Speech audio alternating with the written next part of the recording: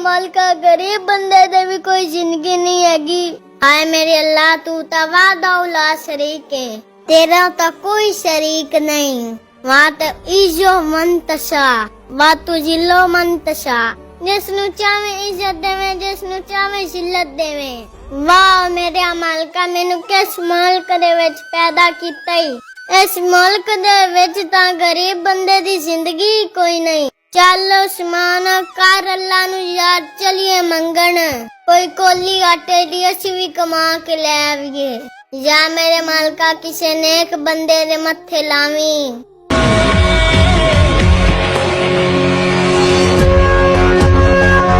सब दा भला ते सब दी खैर।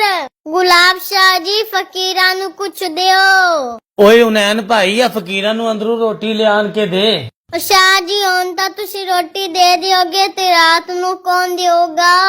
ਤੇ ਦੱਸੋ ਬਾਬਾ ਜੀ ਹੁਣ ਫਿਰ ਅਸੀਂ ਤੇਰੇ ਵਾਸਤੇ ਕੀ ਕਰ ਸਕਦੇ ਹੈਗੇ ਆ? ਬਿਹਤਰ ਹੈ ਕੋਈ ਬਾਬੇ ਹੋਰਾਂ ਨੂੰ ਰੋਟੀ ਪਕਾਉਣ ਵਾਲੀ ਦਿਓ।